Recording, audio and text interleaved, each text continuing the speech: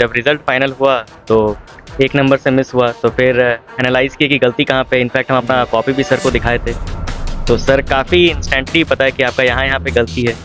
अब जैसे कंटेंट में जहाँ पे कमी था वो भी बताएं, राइटिंग स्किल कैसा होना चाहिए था उसमें भी इम्प्रूवमेंट बताएं, और फिर उसी ढंग से इम्प्रूवमेंट इस बार हुआ है। सर जनवरी से पहले रिजल्ट में आया था, उस समय तक एवरेज था।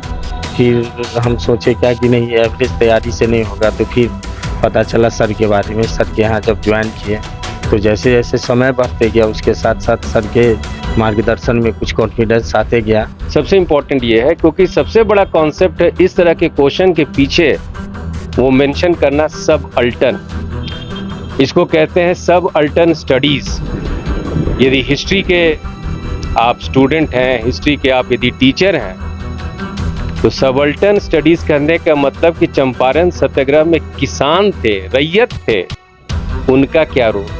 सर के कंटेंट में देखें कि संजय भाई सर्च किए थे चैट जीपीटी पे डाले कि एक समरी बता दो कि आखिर सर के पीडीएफ का है क्या, तो उसमें चैट जीपीटी भी ये स्टेटमेंट दे रहा है कि जो कंटेंट आप केएस आईएएस से पढ़ रहे हैं वो आम किताबों में मेंशन नहीं रहता है। तो पेपर 2 जो था एकदम बर्निंग टॉपिक था, कोई ऐसा नहीं था कि पंडोरा बॉक्स से निकाल के वो लाया गया है। आउट ऑफ ब्लू क्वेश्चन नहीं था, रेलिवेंट क्वेश्चन था, टू द पॉइंट क्वेश्चन था। जो छात्र तैयारी करना चाहते हैं उनको वास्तु स्थिति पता होना चाहिए, और आप लोग ही बताएंगे कि क्या गाइड और ये पीडीएफ कल्चर ये सब से सिविल सेवा के ऐसे प्रश्नों का हल किया जा सकता है। Little knowledge is very dangerous thing. तो गाइड बस आपको लिटिल नॉलेज देके छोड़ देता है, लेकिन सर का जैसा कंटेंट रहता है वो एक तरह का हॉलिस्टिक पूरा कंटेंट में कवर्ड अप रहता है। जैसे ऐसा ऐसा डाटा सर दिए जो हम लोग को पहले कहीं गाइड में भी नहीं मिला, ना कभी सुनने को मिला। ऐसा ऐसा फैक्ट्स मिला जो अगर कोट कर दें एग्जाम में या लिख दें तो उसका एक अलग इंप्रेशन भी क्रिएट हो जाता है। नमस्कार, आप देख रहे हैं द बिहार टॉप। मैं हूं आदेशपुरी। बीपीएससी 70वीं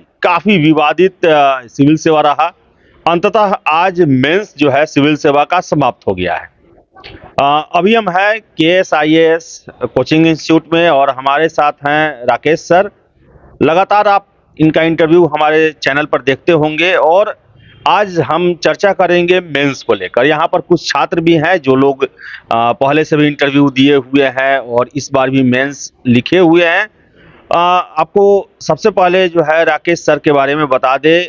ऑक्सफोर्ड यूनिवर्सिटी से पढ़े हुए हैं, लंदन से पढ़े हुए हैं, और इनका जो पढ़ाने का तरीका है वो सबसे अलग है, और यही वजह है कि बहुत सारे छात्र इनके पढ़ाई के फॉर्मेट में फिट नहीं कर पाते हैं, और चुनिंदा छात्रों को ये पढ़ाते भी हैं। सब कुछ अलग है। कई बार हमने आपको दिखाया है प्रश्न जो पूछा जाता है उसका लिखने का तरीका, कहाँ से पढ़ना है, सारा जो है स्टैंडर्ड बुक से होता है, और लाइब्रेरी है यहाँ पर। और सबसे बड़ी बात, 24 घंटा की सुविधा देते हैं छात्रों को। आप आइए, पढ़िए, रहने सब कुछ का व्यवस्था है यहाँ पर। तो सबसे पहले तो सर से ही बात करेंगे। सर, ये 70वीं पीटी परीक्षा जब हुआ तो आप ही जो है प्रश्नों पर सबसे ज्यादा उंगली उठाए थे सर। मेंस का जो प्रश्न है उसको देखकर क्या कहेंगे सर? सर, यदि पेपर 1 की बात करते हैं तो 71वीं बीपीएससी मेंस में भी यही क्वेश्चन आएगा, 72वीं में भी यही आएगा। तो ये कोई बड़ी बात नहीं है। ये जो क्वेश्चन था वो सिलेबस के अनुसार, सेट पैटर्न के अनुसार वही चीज था, हूबहू यही चीज था, कोई इसमें बदलाव नहीं था। लेकिन आंसर इंपॉर्टेंट है। 1990 से आप देखेंगे इस तरह का क्वेश्चन आ रहा है, लेकिन 1990 से हमको नहीं लगता है कि बीपीएससी को उस अकॉर्डिंग यदि आंसर मिल जाए तो हो सकता है कि क्वेश्चन का ट्रेंड बदल जाए। जैसे कि मेरे बच्चे आपको डिटेल में ज़्यादा बताएंगे क्योंकि खुद एग्ज़ाम वो दिए हैं। हिस्ट्री में जैसे कुछ क्वेश्चन था, चंपारण सत्याग्रह, फ्रीडम स्ट्रगल में उसका रोल, चाहे बिहार का रोल क्विट इंडिया मूवमेंट में, ये क्वेश्चन था ना। तो इसमें जो है समानता जो आप गाइड में देखेंगे, लेक्चर में देखेंगे कि चंपारण सत्याग्रह हुआ, गांधी जी सत्याग्रह का टेक्निक लिए इस्तेमाल किए, गांधी जी का ऑल इंडिया स्टेचर हो गया, but answer to the point नहीं है। सबसे इंपॉर्टेंट ये है क्योंकि सबसे बड़ा कॉन्सेप्ट है इस तरह के क्वेश्चन के पीछे वो मेंशन करना सब अल्टर्न, इसको कहते हैं सब अल्टर्न स्टडीज। यदि हिस्ट्री के आप स्टूडेंट हैं हिस्ट्री के, आप यदि टीचर हैं, तो सबल्टन स्टडीज करने का मतलब कि चंपारण सत्याग्रह में किसान थे, रैयत थे, उनका क्या रोल था, उनका क्या रोल था 1937 के इलेक्शन में वोट पैटर्न में, उनका क्या रोल था किसान सभा के निर्माण में, उनका क्या रोल था कांग्रेस और किसान सभा के बीच में जो अंदरूनी जो कहिए शीत युद्ध चलता था अंग्रेजों के सामने, वो कैसे उजागर हुआ, उनका क्या रोल था कि जमींदारी उन्मूलन 1950 में हुआ था। क्वेश्चन में सब अल्टन लिखना था सर। उसी तरह हिस्ट्री में और भी क्वेश्चन था, जैसे कि आपका क्विट इंडिया भारत छोड़ो आंदोलन में, तो भारत छोड़ो आंदोलन में आपको जयप्रकाश नारायण, राजेंद्र प्रसाद के बारे में लिखने से वो तो सब कोई लिखे होंगे, लेकिन role of Bihar, Bihar is not Jayaprakash Narayan, role Bihar is not doctor Rajendra Prasad, Bihar is ordinary kisan. किसान का क्या योगदान था, लॉयर का क्या योगदान था, यहाँ के स्टूडेंट्स का क्या योगदान था भारत छोड़ो आंदोलन में। क्वेश्चन में ये चीज देखा जा रहा है। तीसरा चीज, अब आप ऑफिसर हैं, आपको सवाल दिया जा रहा है, तो ऑफिसर को सवाल क्यों दिया जाता है, समाधान के लिए, सॉल्यूशन के लिए। तो सपोज संथाल अपराइजिंग, संथाल विद्रोह यदि क्वेश्चन है, तो ऐसे स्थिति में एग्जामिनर आपसे दो चीज का उम्मीद कर रहे हैं। पहला चीज उम्मीद कर रहे हैं कि इसकी प्रासंगिकता क्या है, रेलिवेंस क्या है। संथाल अपराइजिंग जो हुआ था अंग्रेज के समय हुआ था, अभी डिजिटल इंडिया में क्या जरूरत है भैया, तो वो बताना है कि क्यों रेलिवेंट है, क्यों न्यूज में है। और दूसरा चीज कि क्या प्रॉब्लम था और आगे इस तरह का प्रॉब्लम ना हो, ऐसा ऑफिसर आप अपने निष्कर्ष में लिखें। ये पेपर 1 का है सर, इस तरह से।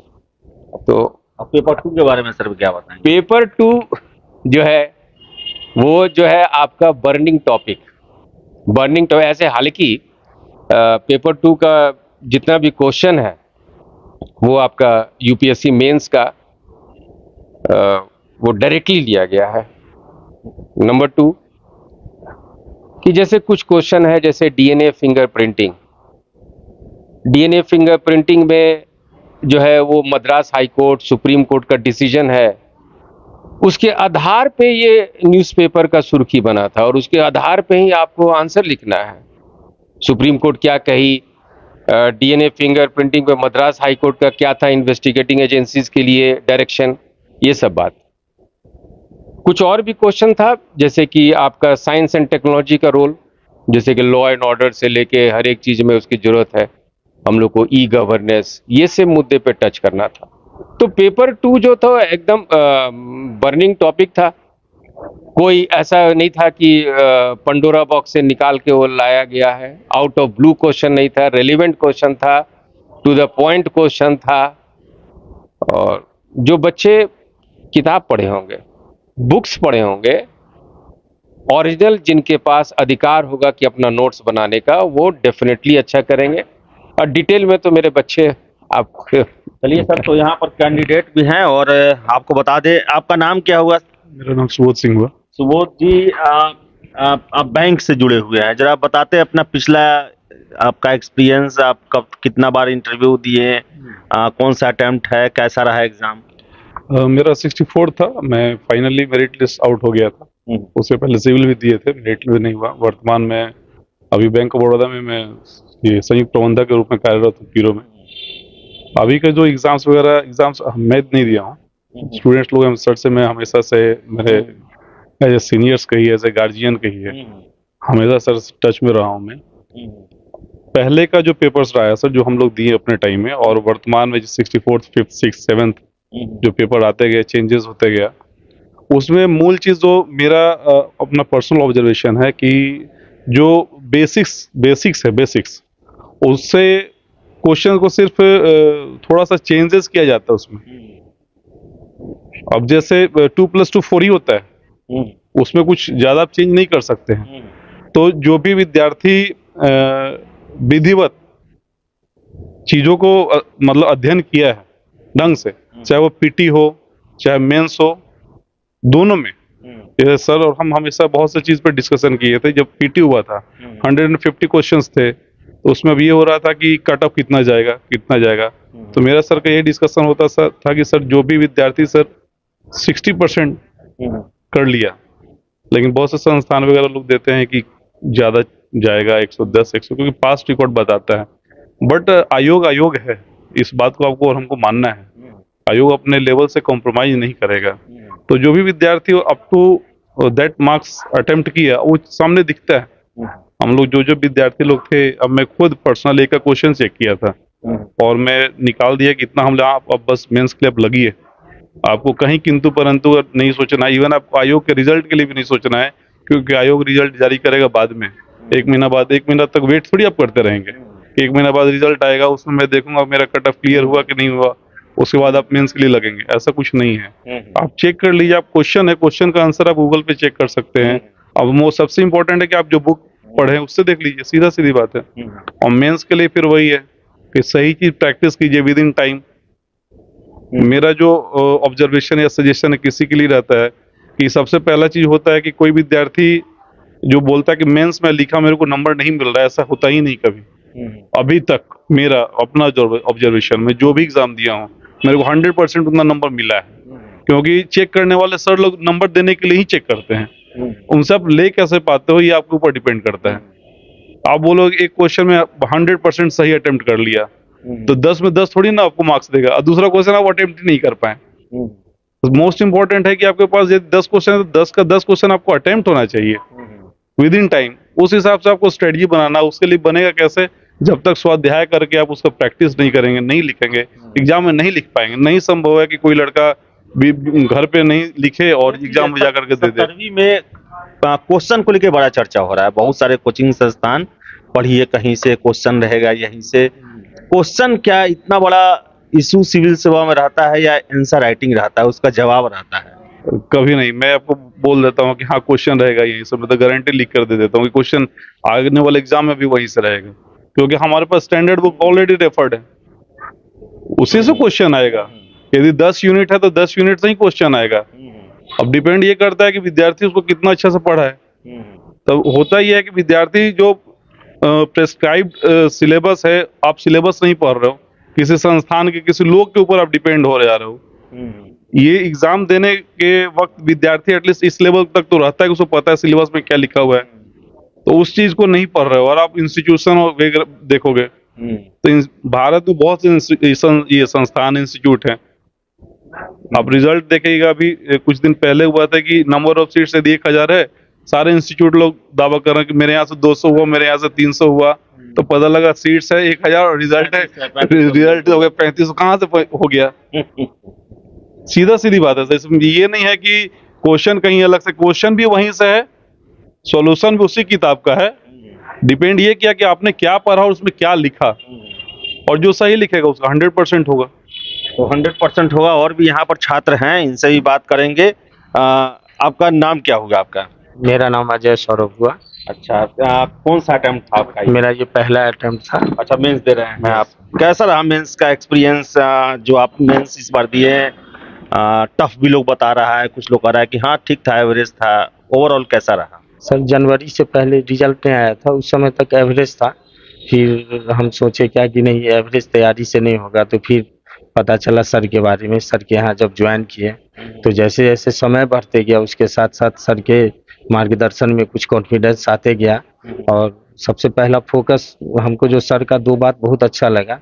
एक तो इतिहास को जो है पढ़ने का तरीका जो है आप एक जनरलाइज वे में पढ़ते हैं, और दूसरा है क्या जो सब अल्टरनेट अप्रोच, जैसा सर अभी बताया है कि छोटे से छोटे लोग की भूमिका का अगर आप वर्णन करते हैं तो दैट बहुत इफेक्टिव हो जाता है। आपका हर एक चीज आपके ज्ञान को से लेकर के आपके आंसर्स तक में वो ज्यादा इफेक्टिव हो जाता है। इसके बाद दूसरा चीज अच्छा लगा कि सर का पर्सनल मेंटरशिप होता है। सर रोज क्वेश्चन ऑनलाइन लिखवाते थे, फिर जैसे आप बीपीएससी के डेस्कटॉप पे चेक होता है उसी प्रकार आपका राइटिंग कैसा है, कहाँ क्या मिस्टेक्स होता है। तो ये पर्सनल मेंटरशिप भी हम लोग को बहुत ज्यादा कॉन्फिडेंस बूस्ट किया।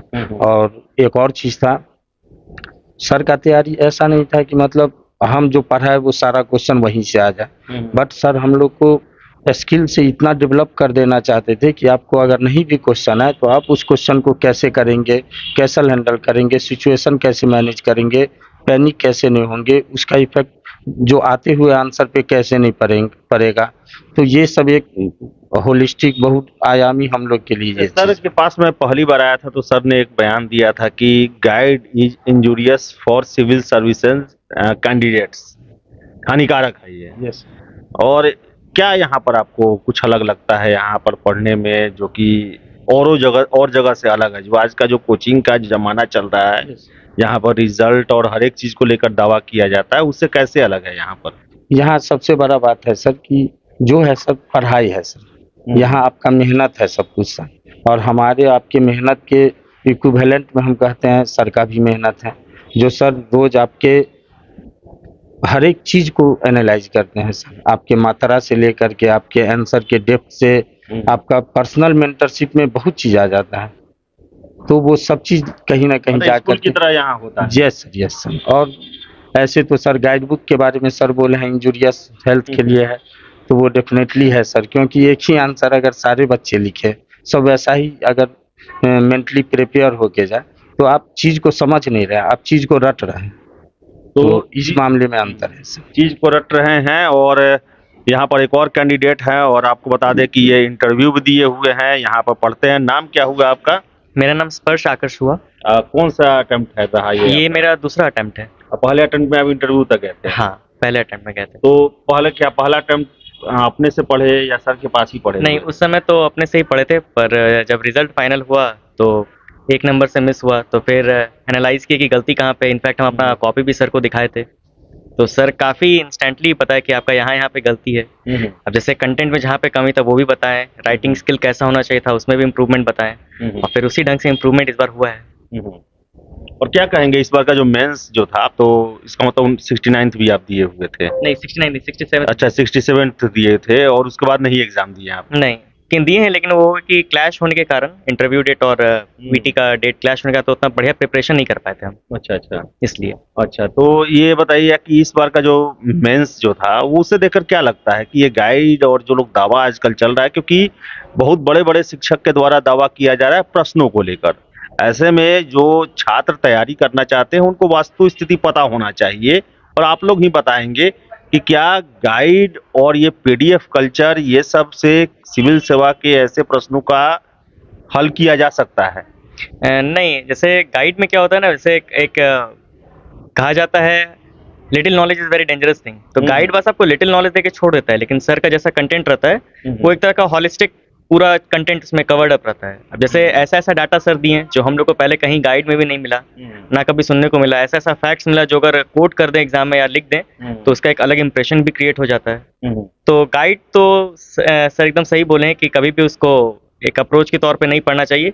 लास्ट टाइम अगर रिवीजन करना हो तो आप शायद देख सकते हैं, लेकिन हम वो भी सजेस्ट नहीं करेंगे, क्योंकि जब तक आपका बेस मजबूत नहीं, जब तक नॉलेज आपका कॉन्क्रीट नहीं है, तब तक सिविल नहीं सेवा हो में पाएगा। क्या लगता है कि जैसे जो परंपरागत पढ़ाई का तरीका था कि आपको किताबों को पढ़ना पड़ेगा, रोज मैगजीन पढ़ना पड़ेगा, पेपर पढ़ना पड़ेगा, उसके अलावा आप डिजिटल जमाना है तो आप और सारा सामग्री दे सकते हैं, क्या आपको लगता है कि वो जो फंडामेंटल जो तैयारी का ये है वो एक बेस तैयार करता है, वो करना बहुत जरूरी है? हाँ, बेस तो बहुत ज़्यादा ज़रूरी है, लेकिन अब ये भी है कि इंटरनेट पे ऐसे बहुत सारे कंटेंट है जिसमें कंटेंट भी गलत रहते हैं। तो एक जेन्युइन कंटेंट मिलना कि क्या सही है क्या गलत है, बच्चे उस लूप में फंस जाते हैं कि क्या लिख के आना है क्या नहीं लिख करके आना है।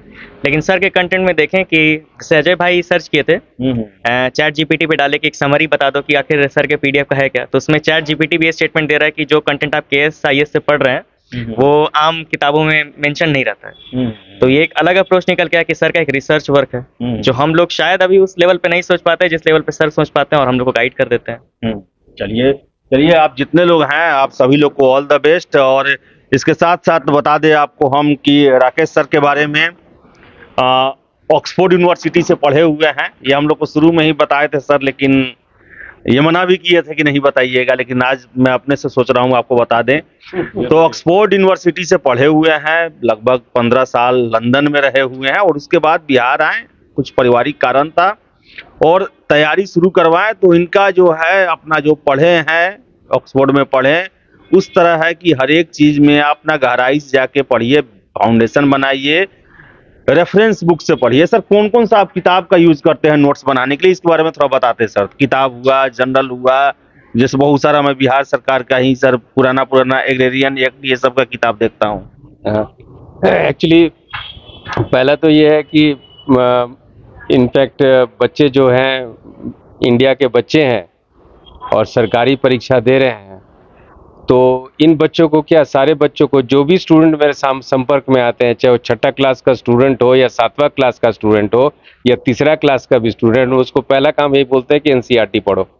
प्राइवेट पब्लिशर का किताब हम एकदम हेट करते हैं सर। इनफैक्ट सीबीएसई का नोटिफिकेशन भी है कि स्कूल्स को, जो सीबीएसई एफिलिएटेड स्कूल्स है, कि एनसीईआरटी छोड़ के दूसरा प्राइवेट पब्लिकेशन के किताब को मत पढ़िए। तो एनसीईआरटी को हम उसको जो है उसका व्याख्या एनालिसिस जो स्टूडेंट्स को बताते हैं, पहला चीज ये है। दूसरा चीज है कि हर एक जो है, चाहे आपके यहाँ का हिस्ट्री है, भारत का इतिहास हो, चाहे भारत का भूगोल हो, चाहे भारत का इकोलॉजी हो, चाहे भारत का एनवायरनमेंट हो, भारत का साइंस एंड टेक्नोलॉजी हो, बिहार में साइंस एंड टेक्नोलॉजी का इस्तेमाल हो, हर एक का गवर्नमेंट रिपोर्ट है, सरकार क्या कहती है अपने बारे में। इनफैक्ट आप देखिए कि सरकार क्या कहती है अपने इतिहास में, तो वो सरकार का आपको पर्सपेक्टिव जानना जरूरी है। इसीलिए हमेशा गवर्नमेंट ऑथराइज्ड बुक पढ़िए। इनफैक्ट हम बच्चों को हिस्ट्री में ये बोलते हैं सर कि हिस्ट्री के अलावा, जो एनसीईआरटी के अलावा जो है, तमिलनाडु टेक्स्ट बुक पढ़िए हिस्ट्री के लिए, क्योंकि ऑथेंटिक किताब है, वो रिसर्च बेस्ड किताब है, बहुत सारी पैनल मिलके लिखती है वो किताब। तो इस तरह का बहुत सारा किताब है सर, और सब्जेक्ट स्पेसिफिक किताब भी है, लेकिन जर्नल भी बहुत है। हम लोग इंडिया हिस्ट्री में Indian council of historical research पढ़ते हैं, सोशल स्टडीज में इंडियन सोशल स्टडीज रिसर्च का होता है। फिर आपका साइंस एंड टेक्नोलॉजी में साइंस टेक का जर्नल आता है सर। मेंस के बच्चों के लिए हम कुरुक्षेत्र योजना भी रेफर करते हैं। इकोनॉमिक सर्वे तो खैर बेसिक बाइबल है बच्चों के लिए। इनफैक्ट इस बार का पेपर 2 का क्वेश्चन का जो फॉर्मेट था वो economic survey, government of India का इकोनॉमिक सर्वे के अकॉर्डिंग था। तो ये सब बेसिक्स है, और इनफैक्ट फाउंडेशन में ही बच्चों को इसका तैयार हो जाना चाहिए। तो ये सब कुछ किताब है, अदरवाइज लिस्ट रहता है सर। तो बता दें आपको कि यहाँ पर पढ़ने और पढ़ाने का जो पूरा फॉर्मेट है वो सबसे अलग है, और 2-3 साल से हम सर से जुड़े हुए हैं, और हमें भी अच्छा लगता है, क्योंकि यहाँ पर जो है आप आते हैं तो फाउंडेशन तैयार किया जाता है, लंबा समय लगता है। यहाँ पर ये शॉर्ट टर्म ये सब नहीं चलता है, इसलिए सर के पास जो है वो कम छात्र होते हैं, और बहुत सारे छात्र टिक भी नहीं पाते हैं यहाँ पर। जितना मेहनत कराया जाता है, एक एक चीज को ध्यान में रखा जाता है। तो मेंस दे के छात्र आए हैं, उन सब के लिए सर ने एक रिफ्रेशमेंट कहिए तो एक समय रखा है कि सब लोग आए हैं यहाँ पर, और भी बहुत सारे लोग हैं, मैक्सिमम नौकरी वाले लोग हैं, और वो लोग कैमरा से आने से बच रहे हैं, अभी अलग अलग नौकरियों में हैं, और वो सारे लोग अपने एक्सपीरियंस शेयर कर रहे हैं। उनका यही कहना है कि सिविल सेवा जो है वो शॉर्टकट से नहीं होने वाला है। इसके लिए आपको कम से कम 1 साल जितने भी रेफरेंस बुक हैं उसको पढ़ना पड़ेगा, मैगजीन पढ़ना पड़ेगा, न्यूज़पेपर को पढ़ना पड़ेगा, और सबका व्यवहारिक ज्ञान आपको रखना पड़ेगा, और लिखने की प्रैक्टिस है।